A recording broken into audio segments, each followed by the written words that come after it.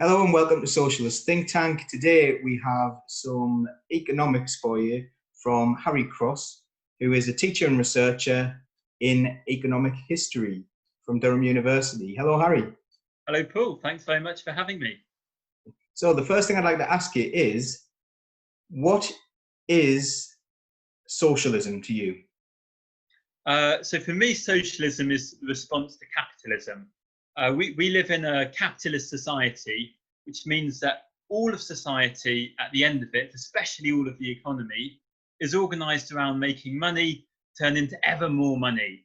Now, that works very well if you're a capitalist, if you've got someone and you invest your money in expanding your business, in getting more goods in, to be able to get more goods out the door. And for the past few hundred years, that's worked very well if you're very rich. There have been remarkably few periods in history in that time where that wealth has really trickled outwards. And where it has, it's been won through political struggles, notably by trade unions, but also by political parties and by social movements. But that's brought other problems with it as well. It's brought problems about the control over people's lives in work, the monotony and drudgery of work. So socialism is really about saying that money should work for us, we shouldn't work for money, and that our jobs and our lives should give us meaning. We should all be able to gain meaning from our lives, and we shouldn't have to slave away simply to be able to have a roof over our heads, a decent place to live, enough to feed ourselves and our family, enough to enrich ourselves through education and culture. These things should be a given, and then what we do to gain more in society should be on top of that. Okay, so you said that capitalism has worked quite well if you've got money. So is that if you have capital? So Yes. Capital is basically money. How do people, like, so if you already have money, this works well? Yeah. So Yeah. capital is a word for money, but specifically money that we're using to turn into more money. So if I get my wages from Durham University and I go down to the supermarket to buy some food for my dinner in the evening, that's not capital. That's just money going from the university's hands into my pocket and into the supermarket's pocket. I'm not using that money for me to try and get my hands on more money the next time around. But some people do that. Some people are able to use that to invest in business premises, get stock in, and maybe if you're a very big capitalist, to invest in the financial market and in little bits and pieces of other companies. Now, that's a very brave and heroic thing to do, especially if you're a small business owner. You're putting your neck and part of your wealth on the line to try and make a living for yourself and maybe bring some good to your community by providing a service and providing goods to people. But the problem is that, well, there's two problems. First of all, that small business owners have a very hard time of it, where big business owners find it very easy to expand their business and make yet more money. And we're living in a society where the middle stage between that is getting narrower and narrower. We've got a society with lots of people who are very poor, very hard up, including small business owners who are often in debt and struggle to pay down their debts and their rents, and then very large capitalists who aren't in trouble at all. And money's a form of social power, and it's not just a way of making a bit more money to put aside for yourself at the end of the day. It's a way to buy influence, be it in the media, in politics, in access to better schools, access to better houses, and that filters all the way through society in ways that ultimately aren't good for anyone. So with capitalism, people with money can make more money. And, you know, so recently we've seen well, not so recently, but 2008, we saw a financial crash. And, you know, people with a lot of money then came to the state and asked for help. Is that a form of socialism? Absolutely. It's socialism for the rich, but it's capitalism for the poor.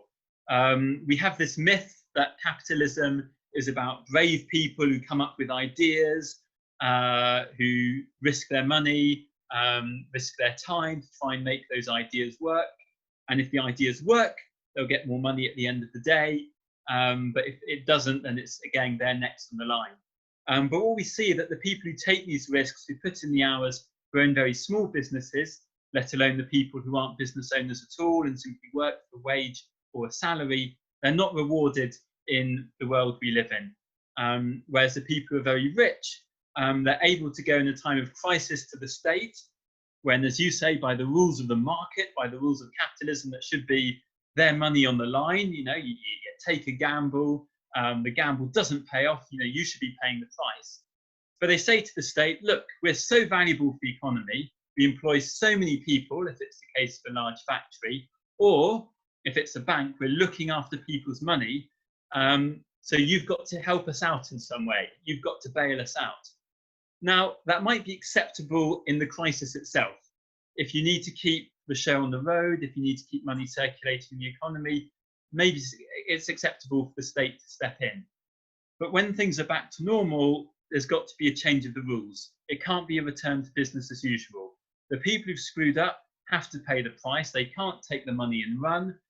And the people who've been done over by it, the people who've maybe had their jobs lost because lots of businesses were downsizing in the crisis, they've got to be protected in some way. But unfortunately, it's the exact opposite that happens. So in 2008, the people who had caused the crisis ended up getting bailed out. And what happened? And what happened long term? Obviously, there was some sort of repercussions for those people. We heard all sorts of things about bankers being, crying on Wall Street, and in the city of London, they were up in arms. It was an absolute desperate situation. So they long term faced consequences. Is that right? So you would have thought there was a lot of bluster, but nothing came through at the end. And we lived in an absolutely bizarre period when the Conservatives were in power with Cameron and Osborne, when they said it's austerity. We need to balance the books. We need to fix the roof now for the next time. Now that things are sunny again, the next time there's a rainy day, we've all got to tighten our belts. And so public budgets were cut. There were pay freezes in the public sector. Lots of people who worked in the private sector were made redundant, or also didn't see their wages rise. And yet you'll have heard about this thing called quantitative easing. Now, quantitative easing is basically the bailout, the longer term bailout for the banks and the large businesses that, again, the government thought you couldn't let them go bust, because if they go bust, it becomes a problem, not just for the very rich, but for the people they employ, the people who bank with them. So they kept getting these injections of cash. So they were able to take the money and run. Now, again, there was this theory that if we bailed out the very rich, they'd use that money very generously to employ more people, to bring the jobs back. But they didn't. What's the motivation if they're getting the money anyway? So we need to ask quite serious political questions. If we're able to bail people out, why don't we bail out the people who are vulnerable? Why don't we bail out the people who really take risks running small businesses, working very hard for their family, in wage and salary jobs, people who are up to their neck in debt and aren't going to be able to repay that debt because of the way the economy's been rigged against them. So why can't we direct more state support to those people, who are, of course, the vast majority of us? But so during the financial crisis, the banks ran out of money, didn't they? They did something. Apparently, it was to do with governments borrowing too much. I've heard in some quarters. I keep on hearing that the Labour government, in fact, were responsible for borrowing too much money at the time, spending too much on public services, which somehow caused a world financial crash. Now, is that true? Well, unfortunately, that's history in reverse. There was indeed a state debt crisis, but the state debt crisis happened after the financial crisis. Many states in Europe, but also around the world, became heavily indebted, but they were indebted for a number of reasons. Firstly, there was a financial crisis and an economic recession, so more people were asking for job seekers allowance and other forms of benefits, so that was a big new expenditure the state had to pay. Because people were either out of a job or had their pay cut, fewer people were paying tax into the state, so that was money that wasn't coming in anymore. And most importantly, governments were putting money aside to bail out the big banks to bail out private companies, again, to keep the show on the road. And that was the reason the government went into debt. Now, when governments go into debt, they can do it in one of two ways. Governments have a central bank, outside of the Eurozone at least. In England, in Great Britain, we have a central bank called the Bank of England. And the nice thing about the Bank of England is that we own it. And if we want the Bank of England to lend to us, we can tell the Bank of England at what terms they should do so. And if the statutes of the Bank of England don't allow that, then we can change that with our sovereign parliament. But instead of doing that, governments, for ideological reasons that maybe I can talk about in a bit, we don't finance ourselves through the public sector, through the financial institutions like the Bank of England that we own. We finance ourselves instead through the private sector, through private finance. So we accept the terms that are dictated to us by private banks. Private banks don't want to lend to governments that are extremely in debt, so they are the ones who instruct governments to cut their welfare that they're paying out, to cut the size of the public sector, to balance the books so that the banks can make a quicker return on the money that they're lending to the government.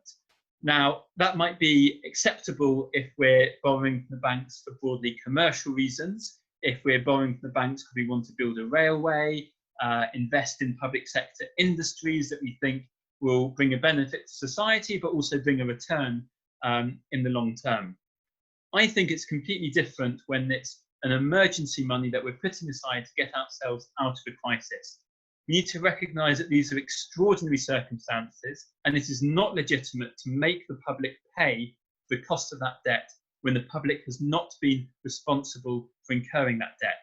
We did the same thing with the debts we incurred to fight the 2 world wars. We said because these are special debts, the government has a right to dictate the terms at which the debts will be repaid.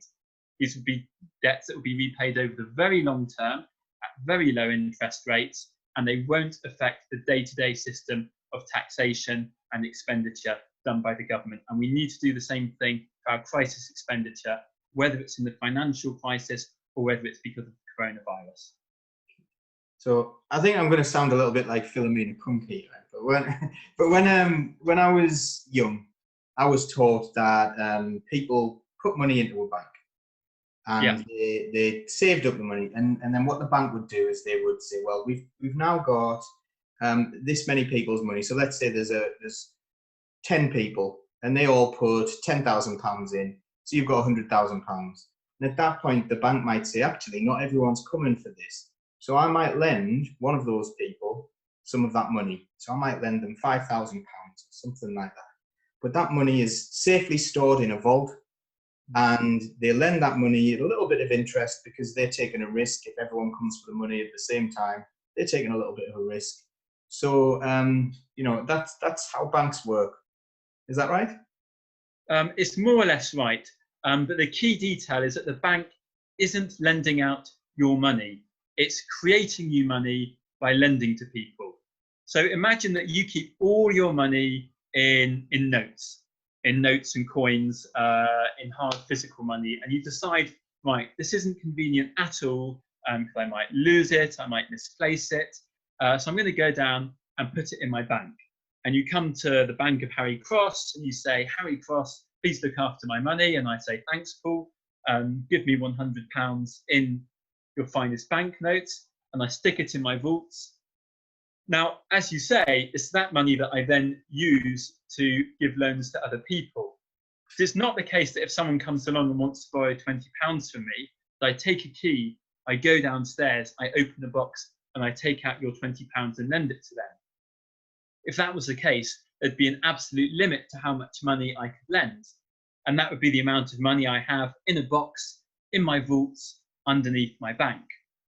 But most money in the world today, as we know, isn't in the form of coins or banknotes or gold as it once was. Most money in the world today is numbers on the screen. You go into a shop, you take out your contactless card, you hit it on the machine, and money changes hands from your bank account to supermarkets. And before that, it worked the same way, but with numbers written in a book. So this isn't something that's specific to the digital economy. So what does the bank do then if it's sitting on £100 in notes and someone comes to it from a loan? I might say, let's say you've got a neighbour called John, and John comes to me and John says, I want to borrow £20. I say, great, John, you've got £20. That becomes John's new bank balance. And John can then go down to the wholesalers. He can maybe buy a few goods he wants to spend in his shop. He can go to his landlord and pay the rent using those £20. Okay, £20 won't take him very far. But the £100 you gave me are still sitting in the vaults. They're still there if you want to come to take a bank withdrawal in cash, and they're still there if John wants to come to take the money out in cash. But because most people don't try to take their money out in cash, the money I lend out as a bank can then circulate in the economy, it can do the rounds, and the more I lend out, the more that money can be used to pay people down and to pay people's old debts off. Right. So how much can a bank lend then? Let's say, can they lend only that £100 out because that's what they've got safely stored in the vault? Absolutely not. In theory, there's no limit. If absolutely everyone in County Durham came to me and said, Harry, I want to borrow £100, and I said to them, yes, you've got £100 for me, I'm going to open a new account from you, it's your name, it's got £100 in it, and I only had £100 in cash in my bank, that wouldn't matter, as long as nobody wanted to withdraw that money in cash. And if everyone's then going down to the shop, paying with their bank card, transferring £20 to this person, £10 to that person, the money I've put into these people's accounts as a loan can circulate, and it can circulate as numbers on the screen. When it does become a problem is if suddenly people want to take their money out in cash. Then suddenly that does create a limit to how much money I've been able to lend out. So if someone wants to come to take £10 out in cash here, maybe £20 out in cash there, and I'm down to only £70, then someone else comes and puts £20 in, that's fine, and it goes up and down. If everyone's there on the same day and they want to take their cash out, suddenly that's a problem, and I risk running out of cash. And that's what happened in the Northeast with the run on Northern Rock at the beginning of the financial crisis. Suddenly everyone wanted to see their money in hard cash, and Northern Rock wasn't able to supply everyone's needs. Right. So, but then the government came along and bailed out Northern Rock, and you know they basically nationalised Northern Rock, didn't they? So they did that. So where did the government get that money from? So absolutely. So to avoid a run on the banks lend a lot of surplus cash to each other. So if HSBC has lots of extra money sitting in the vaults one night, but Barclays has a bit less, Barclays can borrow from HSBC. And if it's a real crisis, the government can step in to inject the money and to help the banks out. The problem is if the bank's in real trouble and it's not necessarily able to pay back the government for the loans it takes out, then the government might take over shares in the bank. So that's what happened with the case of the Royal Bank of Scotland. The government didn't just give loans to the bank, the government bought out a significant part of it, and the Royal Bank of Scotland became a state-owned bank. Now, you'd imagine that because the government runs the Royal Bank of Scotland, that if it becomes a state-owned bank, it might be run differently. That maybe there aren't new astronomical levels of CEO pay, in this case to reward failure, because the bank very nearly went bust. You might think that the government might introduce a long-term lending strategy to the bank to make sure the bank lend to sectors that we decide are really important for the economy, maybe small business, green jobs, transport, you name it. There's lots of things that need doing in this country. But instead it was business as usual. So I think that shows how governments were sort of captured to an ideological belief that the private sector knows best. And the government's just there, like the bank of mum and dad, to bail people out in an emergency. Whereas I think for most people, it's much more obvious. The common sense takeaway from the financial crisis is that the system itself was badly wrong. And if the government was going to step in to fluff up the funds, it also had to use that as leverage to change the rules of the game. What else could the government have done at that time? What was their choice? So as I said, there's real ways they could have changed the policy of the bank.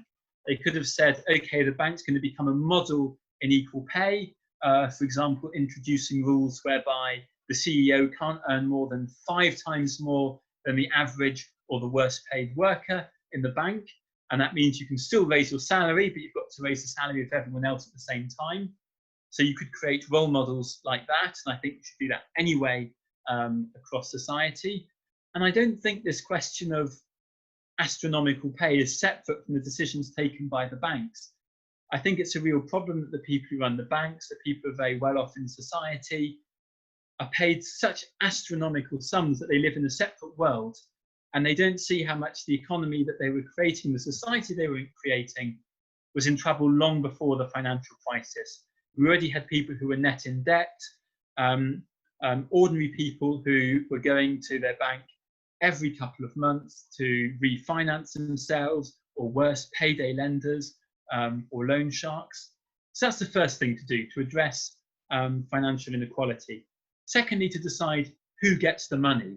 Again, this idea of quantitative easing, the way the government's bailed out the financial sector in the long term after the financial crisis, the ideas underpinning it has been, if you hand this money over to the financial sector, they know best. They know what needs financing, they know what needs to get done, because the private sector knows best. Well, I think maybe the private sector of small businesses and people who live on the high street and interact with their local communities maybe do know best. The big banks who have their headquarters in London almost certainly don't. And I think we shouldn't be afraid to say we need the government, and we need local government as well, to identify what needs doing in society and to direct money towards that as well. Right, so everything you've said there is quite mind-blowing, really, because we've been told things like, you know, we know the saying of there's no magic money tree. There's no such thing as a magic money tree. You can't just invent money. You know, an economy is like a household finances. You know, you have to borrow, but you've got to pay that debt back. Now, where's that come from? Because that sounds absolutely nothing like what you just described there. Absolutely. And I think it's a problem with economics itself, that economics isn't asking the right questions. In the 19th century, economics was really interested in the big picture. It was interested in where did money come from, where did it go, and what role did everyone have to play in the national economy? Workers, business owners, landowners, you name it. And they had to try and understand what was everyone's contribution to the economy and how did everyone earn the money that they were taking out of it. So a really big debates about where the money come from and where did profits come from, who had a right to profits. But then in the last century, that all changed. And we moved from the big picture economics called macroeconomics to small picture economics called microeconomics, which tried to understand the behavior of the individual. And it promoted this idea that everybody, no matter who you are, no matter where you're working, is basically a calculating business owner making decisions all the time. That a worker deciding how many hours they'll work in a given week is choosing between leisure and work, between how much of their free time they want to give up to get a little bit more extra money in their pocket and how much money they want to spend by themselves, just enjoying themselves. Similarly, a business owner is making a market decision about how much of their money they want to risk investing it in business expansion and how much money they want to keep safe sitting as cash in the bank. Now, this approach to economics does tell us some valuable things. It helps us think about how calculating profit-seeking individuals operate in the market, but it also makes, I think, an unjust and unfair view of the world. Lots of us don't think purely about how we're going to get more money at the end of the day than we did at the beginning of the day, or if we do, it's because we're forced to think that way, because we're on the breadline, as it were. And workers, I think, for example, they don't choose how many hours they work a day. They don't choose how much money they're going to earn. They're forced into accepting working conditions that are imposed on them by the market. So whereas microeconomics sort of creates this idea that we're all free agents within an equal horizontal market, it hides the extent to which the economy is shaped by unequal forms of power. Now, you just asked me where this idea came from, that the economy is like a household budget and you can't balance the books. You have to balance the books and you can't spend more than you earn. I think it's part of the same economic way of thinking, which is to say that a government is just like a business, it's just like a household, that everyone's just doing the same thing and adding up money in and money out, and that a government's no different to a business and is no different to a worker. Now, I don't think that's true. If I fall on hard times and I decide, okay, I'm going to start buying a few fewer chocolate bars, crisp packets, magazines, things I really enjoy, at the end of the month, I've got a bit extra money in the bank. That's a shame for me. It might help my bank balance a bit. There's not going to be a problem for the supermarket selling sweets and chocolates. It's not going to be a problem for the magazine seller. If the government does decide to cut back on expenditure, it does become a big problem for lots of us, because the money that government spends trickles through into society. The money that it spends on public servant salaries then gets spent in private businesses and then comes back to the government in tax revenue. So money is sort of like a lifeblood that pumps through the economy, keeping it going. And when government cuts that off, that can become a big problem for all of us, and it makes the problem worse rather than better. So, right. So it's not like a household budget at all. You know, it's not something that you have to pay back straight away or ever. Or is there a magic money tree? You know, I'm quite confused here, because it seems that banks can create money and governments can create money. So is there a magic money tree, or is there any truth to the fact that, you know, we've got to pay back what we owe, and who do we owe it to? So again, absolutely, and more importantly, most households don't operate the way that we're told. Most households do go into debt for more than they earn to buy, for example, a car or the house itself. You go into debt and you're not expected to pay it back in 1 year. So if I just taken out a mortgage to buy my house, and I was living in my house, and someone came and said, Harry, you owe 5 times more than you earn in debt, I'd go, oh my God, but that's completely normal, because I'm not paying all of that back in 1 year. And yet those are the sort of stories that people tell looking at government books, because they're motivated by ulterior objectives of encouraging governments to cut public expenditure and to cut taxes on businesses especially. And the other key difference, as you pointed out, between households and governments is that households don't get to print their own money and governments do. Now, again, there's a limit to how much you can do that. You can't just print money as much as you want to buy whatever you want. If you do, you'll create runaway inflation, because if you print too much money, then the price of everything will go up to the point that prices are rising and skyrocketing year in, year out, that no one can plan effectively for the future. That's clearly not the world we live in. So the fact that economics and politicians are so obsessed about that, it's the obsession of a previous generation. It's the obsession of the 1970s, when we did have very high inflation, not hyperinflation, but very high inflation. That's partly because, to get a bit technical, we had financial exchange controls. So it was very difficult to take money out of the UK and into another country. So any extra money people earned, they had to spend in the UK. And so that drove up prices of people selling goods in the UK. We don't live in that society anymore. I'm 27. I've never experienced inflation in the double digits in my life, nothing near to it.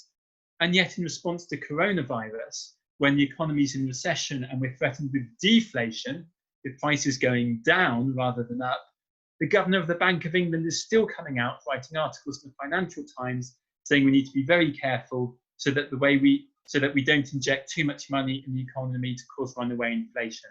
To my mind, this is just madness. This is trying to solve the problems of a generation ago, not understanding the world we live in, and being prisoners for a very narrow and outdated economic ideology. We've talked a lot about like money and things, and I was always under the impression that the harder you work, the more money you earn, and work and money are related. So where's the relationship between work and money? Does hard work reward people? So we're told, but unfortunately, in the UK and in much of the world, so this is not specific to the UK, wages have not risen significantly since the late 1970s, since the changes brought in by the Conservative Party under Margaret Thatcher, but also by the Labour Party under Tony Blair and it accepted a lot of the economic policy of the Conservatives. And that's why we forget the fact that the United Kingdom today is the richest it's ever been. Our economy has never been worth as much as it is today. Our output has never been worth as much as it is today. But that's not most people's experience of the economy. Households in England tend to be in debt. In the 50s and 60s and 70s, it was companies that went into debt to fund their expansion, the same way that you might go into debt to buy a car that helps you drive to your new job, or to buy a house that helps you add security for your family near to where you live. So a few decades ago, companies were financing any growth in the economy by paying to expand their factories, to employ more people, but so they could produce more things for the benefit of all of us. Now, it's households that are going into debt to keep up with rent payments, to be able to keep food on the table when they're forced into self-employment against their will, maybe because they can't find a good job. So it's no longer the case that work brings more money in. People are working harder and harder, but for the same amount of money. So people are working harder and harder for the same amount of money. Governments can invent money and could invest that in people. You've mentioned the word trickle a couple of times, and it's reminded me of something I've heard before, which is trickle-down economics. Now, I think this was invented, well, this was certainly pushed forward by Reagan and Thatcher, is that right, in that era? But before then, you know, the USA sent people to the moon, for example, and we haven't really seen those kind of programs, those really, really vast state programs in a long, long time. So what is the benefit of trickle-down economics, and what is it? Exactly. So in the 40s, 50s and 60s in the US and the UK and lots of countries, these were still capitalist societies. These were still societies where that were hierarchical in terms of there were people who were rich, very rich, middling, poor, very poor. But there were not the same extreme levels of poverty as we see today, even in a rich society like ours. And there were not the same levels of extreme wealth either. You'd almost think that the two were related.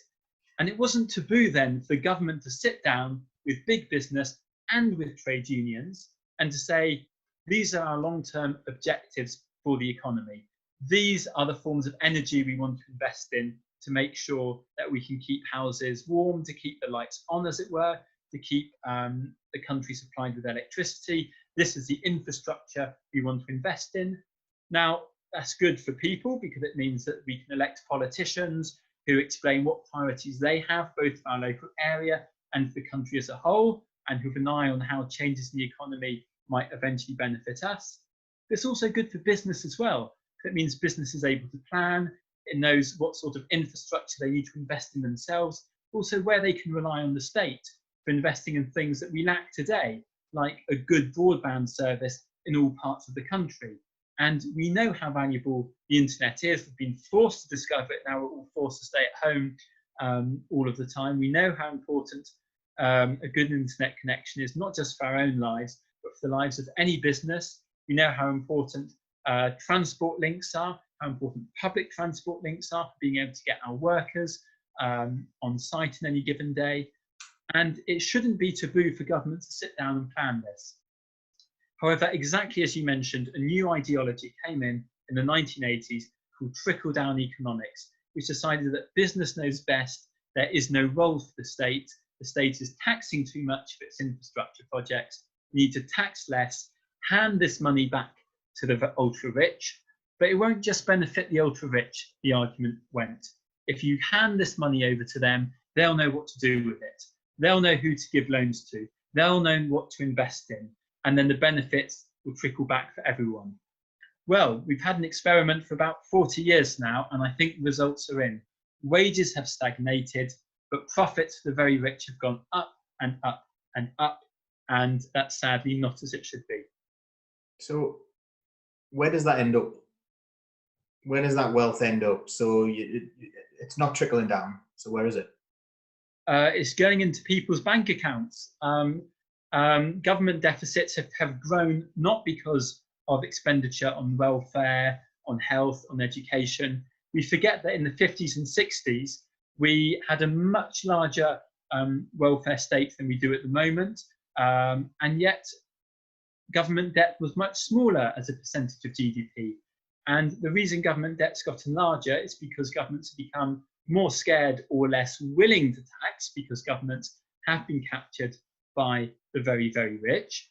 And so governments are going into debt. But if the governments are going into debt because they're pumping money into the economy and getting nothing back, that money has to end up somewhere, and it goes into the pockets of the people who are lending, which again is the private sector. And when I say the private sector, I mean the really big players. I mean the big banks, the big investment funds, the people who own shares in smaller companies, the people who give loans to governments and who get money back for it at the end of the day. So when we hear about money ended up in the Cayman Islands untaxed and, you know, all this money, now, you know, people talk about billionaires and how much wealth they have, and maybe they're keeping it offshore and things like that, but haven't they worked hard for that money? Haven't they earned it? You know, and it's only a big million, isn't it? Yes, well, I don't know how much you're worth or I'm worth, definitely much less than $1 billion. So you could believe it maybe if we lived in a society that maybe some people were richer than poorer, but on the whole we were much more equal. So, okay, they've worked twice as hard as me, so they've earned twice as much, fair enough. And the moment you've got someone who's a millionaire or a billionaire, and I think it just can't be possible that they work hundreds and hundreds of thousands of times harder than I do. There just aren't enough hours in the day. So clearly it's not about how many hours you put in or how hard you work. In fact, I think we're coming to realise in the coronavirus, a lot of the people who work the hardest, who get up the earliest while most of us are still sleeping, who sweep the streets, who deliver the post, who work in the factories, who fix out utilities and infrastructure when they go down, are also often the least paid and don't get that sort of recognition. And people who are billionaires have often managed to corner a particular part of society. They live not by producing things and making things anymore. They're not factory owners, the very rich in society. They're not people who are responsible for making things. They're people who are responsible for looking after our money and using it for their gains in the financial market, for lending to people, for buying and reselling shares. And they're playing a casino type game in London, and they're growing very rich of it. And when it all goes wrong, they don't pay the price, the government just steps in. So when let's say a company like, I don't know, like let's say Amazon, and if they're earning a lot of money, you know, you've got Jeff Bezos, who's going to be a trillionaire apparently very soon.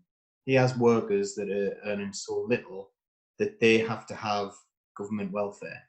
So how does that fit in with this whole model? Because where does this money go? Could they not just pay a little bit more and make a little bit less profit? So at least those people in those jobs have enough to live on without relying on welfare in order to just eat. I think Amazon's a really great example. It doesn't make anything. It doesn't make the books and the computers and the clothes and all the other things it sells. And in fact, a very large proportion of the things sold on Amazon are things sold by other sellers using Amazon as a platform. So Amazon isn't just a very big shop. It's the thing that other shops have to go through online in order to sell. It's sort of like a very large supermarket where, like the Metro Centre, where other shops are forced to go to the Metro Centre, accept its terms and conditions in order to be able to get a stall there for anyone to look at. If you've got a shop maybe a few miles down the road from the Metro Centre, very few people are going to look at it and stop there because everyone's going to the Metro Centre. Amazon's like that, but on a much larger scale. If I've got a website and I'm selling my goods on there, but I'm not selling on Amazon, then good luck to me. Some people manage, but lots of people find it very, very difficult. So Amazon is able to set the rules of the game.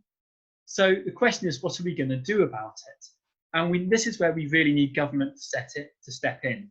Government doesn't work for Amazon. Government and the politicians we elect work for us.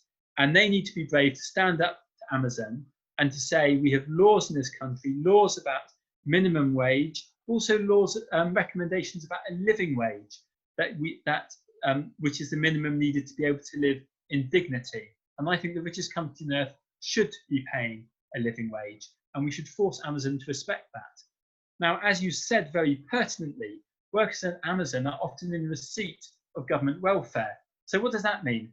Who is that government welfare going to? It's going to Amazon. It's subsidizing Amazon so it doesn't have to pay these workers enough to live on. And I think that's a scandal. I think the government needs to step in to make sure that the money it spends out is being used appropriately. And we need to accept the fact that government does have the power to regulate the economy, to regulate companies like Amazon, and we shouldn't be scared of it. Okay, so I think we've really outlined massive problems here. Do we have any solutions to this? I think there are solutions to be had. And before talking about the nitty-gritty of the detail, I think there's a wider principle to be made. We forget that money is something that we've created as humans, as a society, to make our lives easier. It'd be very difficult if we didn't have money to come and barter and try and swap and exchange goods for each other. So money's supposed to make life a bit easier for all of us.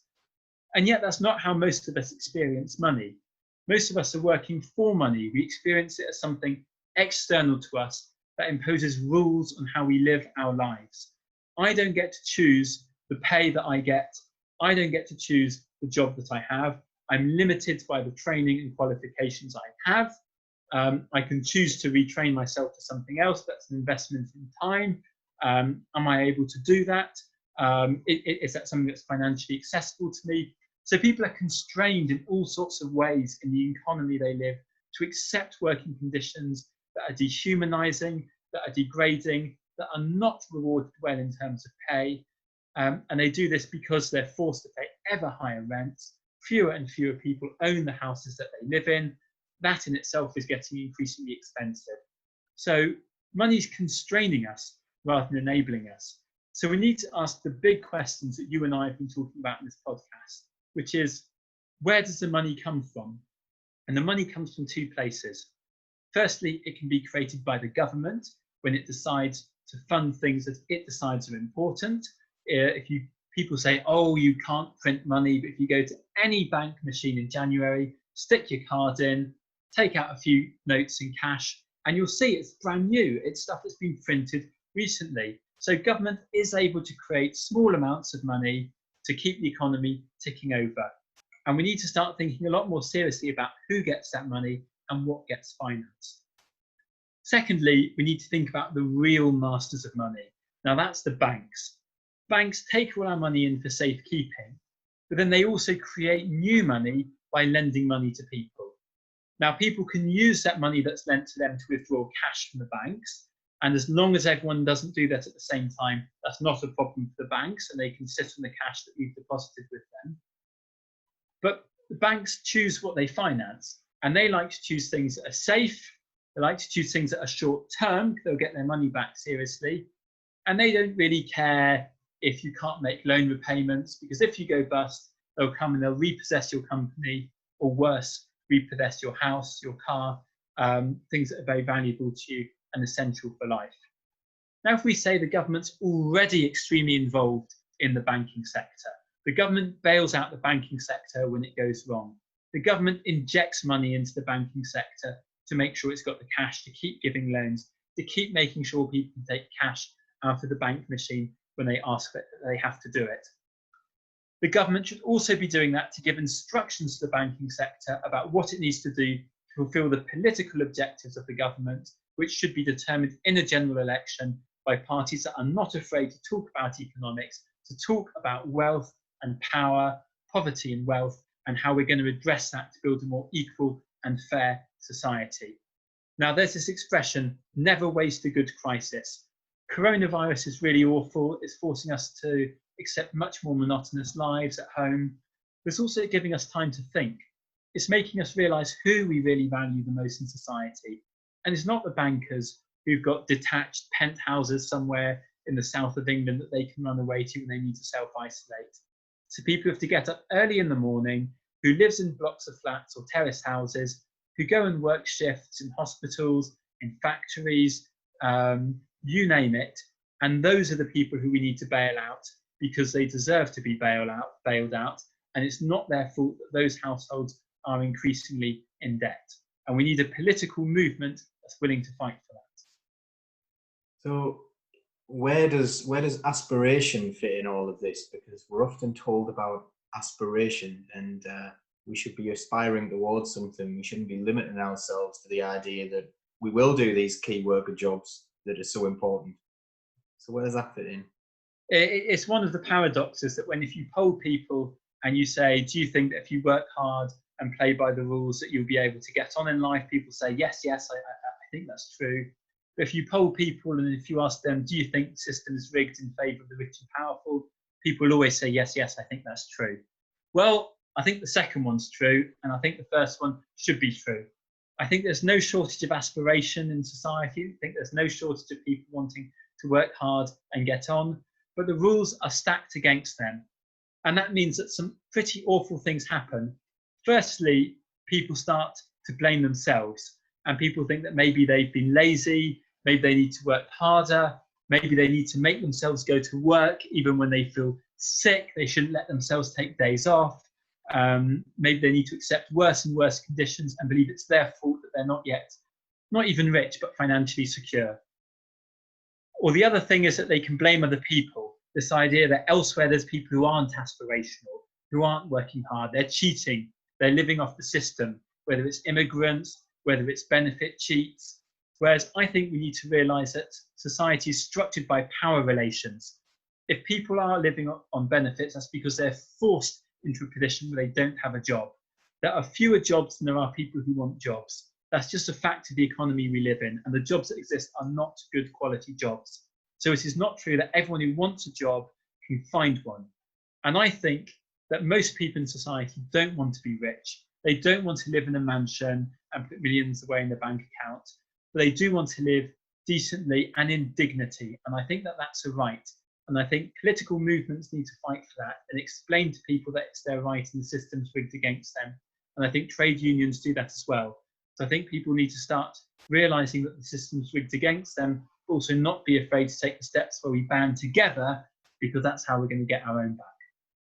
Okay, so where does this fit in with socialism then? How is socialism the solution to this? Because again, I've heard time and again that socialism's been proved not to work because look at Russia. That's what we're told quite often. So is that true? So we live in a society, as we've been saying all along, that's a capitalist society so it's based on people who've got money trying to turn that into yet more money, and they largely succeed. Now, the system's been successful at doing that. Both the United Kingdom and the world is the richest it's ever been. And yet we don't feel like that. We feel poor among the riches that surround us, the riches that do not belong to us. Now, that's actually been the history for most of capitalism, despite what we're told.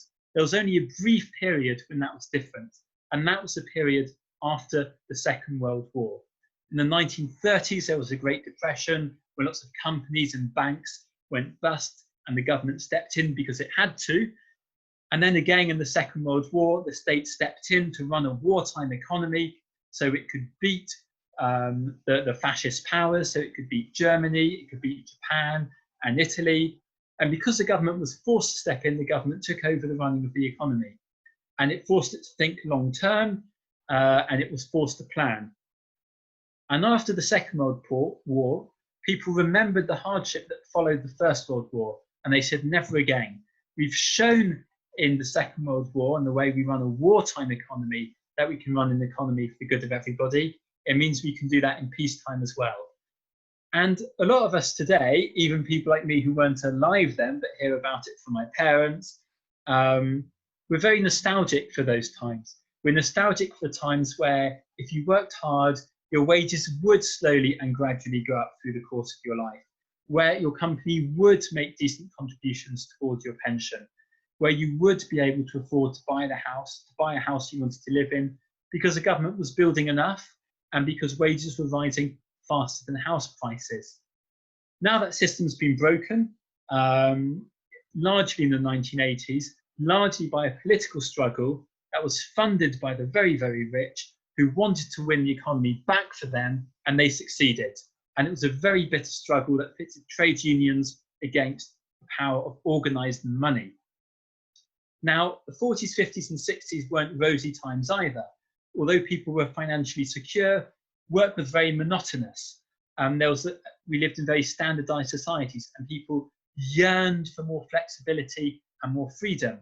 So I think we're now at a stage where societies are rich enough. We need to think honestly about how we can redistribute the wealth more fairly and give people more free time and freedom so that their lives have more meaning.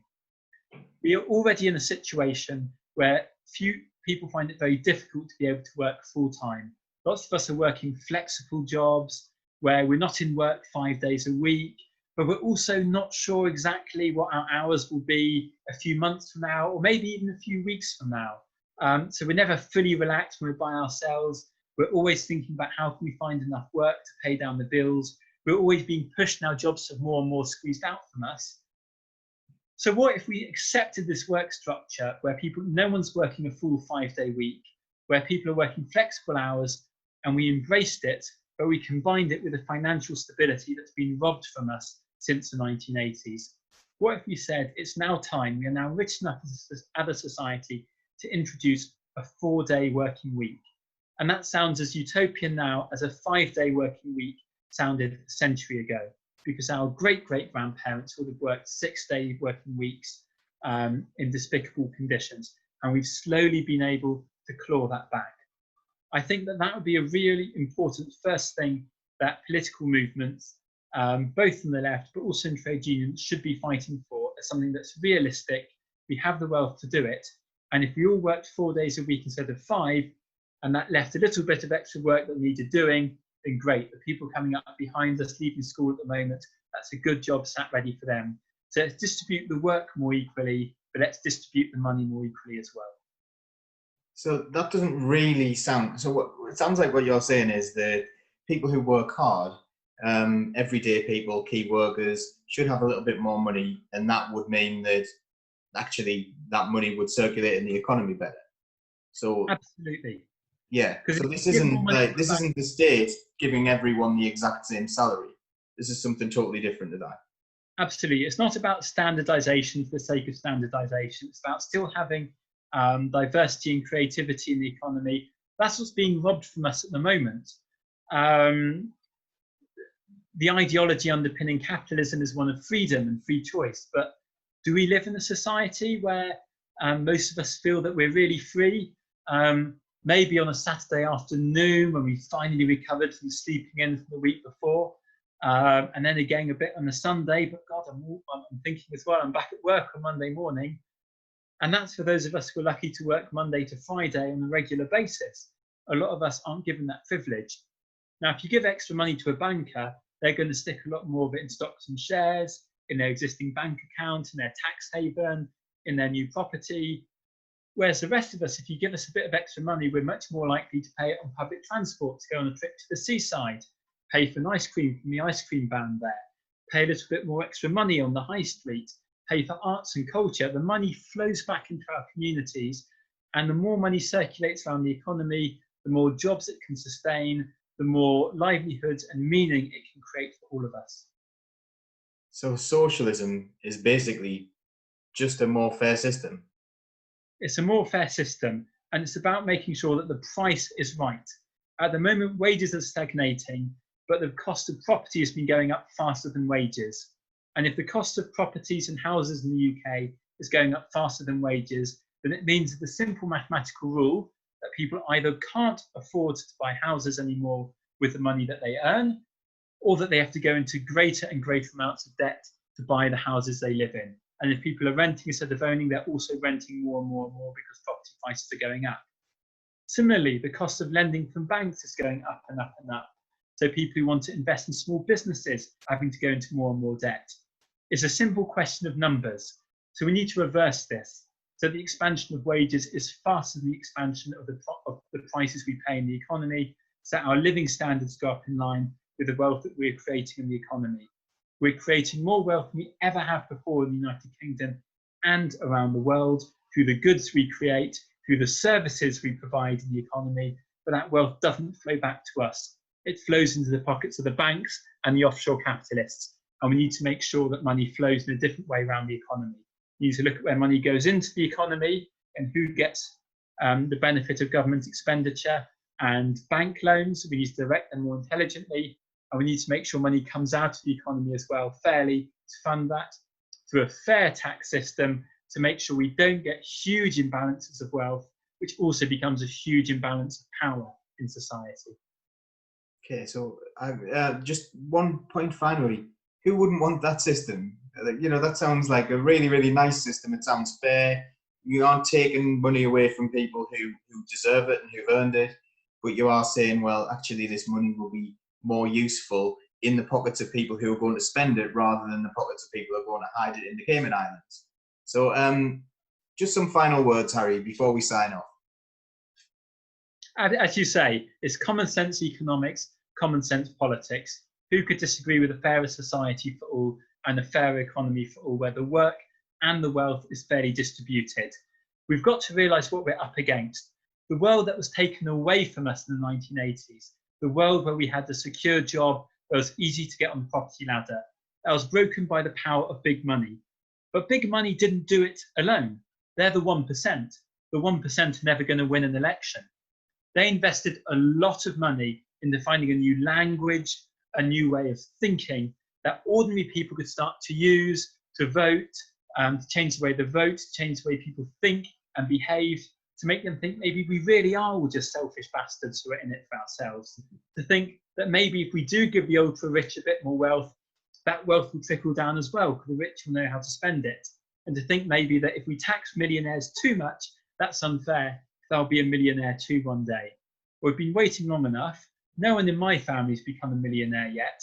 And we need to find a new language that means that the economics of fairness and of hope becomes as common sense as the economics of greed has become for people in the previous generation. That's a lot harder to do because we don't have the very rich on outside, and we don't have the very rich paying for think tanks, paying for talking points, paying for newspaper columnists.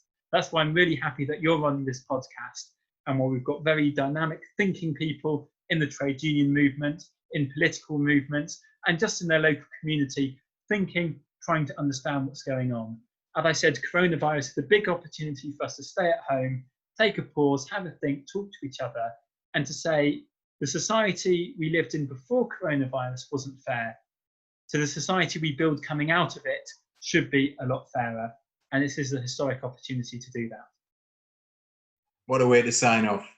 Thank you so much, Harry. I've really enjoyed this. I will surely speak to you very, very soon. And thanks for everything. Thanks for being on.